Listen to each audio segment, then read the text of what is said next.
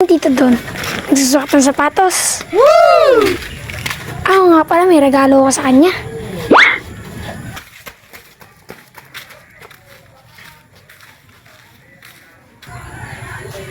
Dito, may regalo ko sa inyo. Sapatos. Saan? Ito.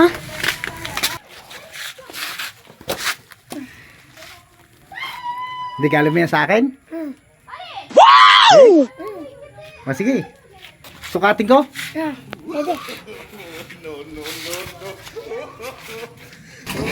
Tali! Kunin ko yan. Halika! At nahulog pa ang itlog! Hindi naman kasya eh. Hindi naman kasya yung regalo mo eh. Bakit mo sinuot? Bago eh. Bago eh. Siyempre, susuot ko.